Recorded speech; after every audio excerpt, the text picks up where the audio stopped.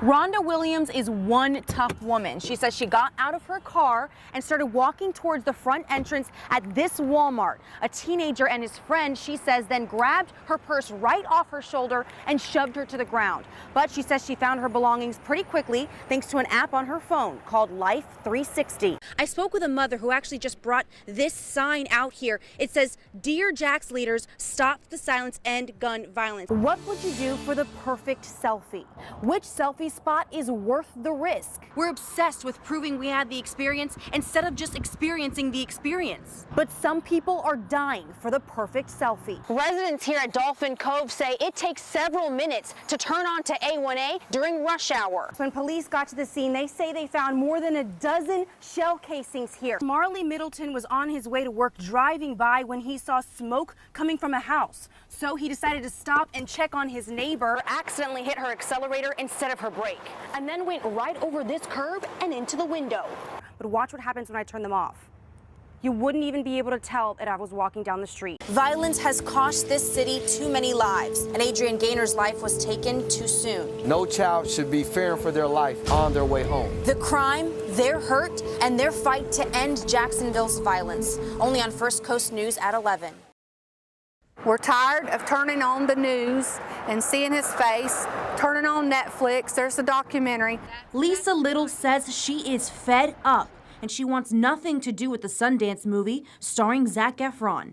Especially because they're using Zac Efron, who's, you know, so cute, so attractive. It was a gloomy, rainy day on February 9th, 1978 at Lake City Junior High, when Little says she waited for her best friend, like she always did, to walk to class together. And I waited for her. She didn't show up. She didn't show because she was snatched by Ted Bundy, later brutally raped and murdered. This is the road. The last place Kimberly was seen was right through the doors of her homeroom class. And it was the last time they saw her. 41 years later, Little says she remembers the day in April when Kimberly was found dead, like it was yesterday. That was the day before my 13th birthday, so that was quite traumatic. Friends shared these pictures of her. I could very easily see her as a teacher or a nurse, somebody that would help you. If we're going to talk about Bundy, I want to focus on the victims. Little says Kimberly's memory lives on, but she hopes Bundy's name is soon forgotten. Grape and Grain Exchange is not your ordinary bar right now. It's one of 82 miracle pop-up bars all around the world, and it's all for a good cause. Check it out. We got really obsessed with Christmas. Ornaments, lights, your classic Christmas tree, and gift wrap everywhere. So we tried to gift wrap everything, including the bar itself. The Miracle Pop-Up Bar made it to Jacksonville this year for the very first time. It's not only something that's like different, this is something that nowhere else in Jacksonville you can find. Plus, holiday drinks. How many drinks have you tried on this list? I've tried about 3 or 4. What do I need to do to make a Christmas Carol barrel? 0.75 lemon, ½ ounce of orange juice, 2 ounces of a pumpkin pie syrup, Christmas Carol barrel mix. All right, I just became a bartender, thanks. There you go. It all started at a bar in New York 4 years ago, and some of the proceeds go to Action Against Hunger. Miracle themselves donate 10% of the retail purchases of the mugs that we offer here in the store. It all fits right into San Marcos Square's holiday field. For us, this is giving back, and this is, for, you know, in my opinion, what the holidays is all about, is being with your family, being with your friends, celebrating, and enjoying each other's company. It's here until December 31st, so you have until 2019 to try 12 Christmas-themed drinks. In San Marco, Crystal Bailey, First Coast News, on your side. Teddy Ross works as an EMT here at Century Ambulance. Last week, he was paged to the airport to pick up an organ and take it to the hospital. What he didn't realize was whose life that organ would save.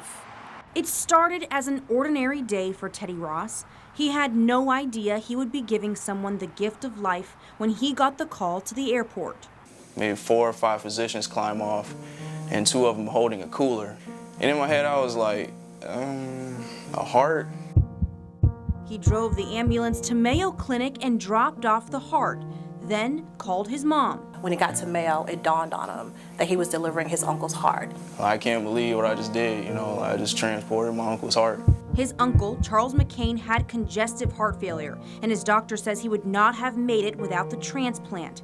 He received it just 4 days after getting on the transplant list. I'm proud of him. Hand-delivered by his nephew. The first thing I thought was,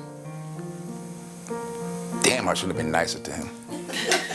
Now, the family is celebrating McCain's second chance at life after Ross recently lost his grandfather. I think my dad sent my son as an angel to save his son. Now when I sleep, I can literally hear my heartbeat.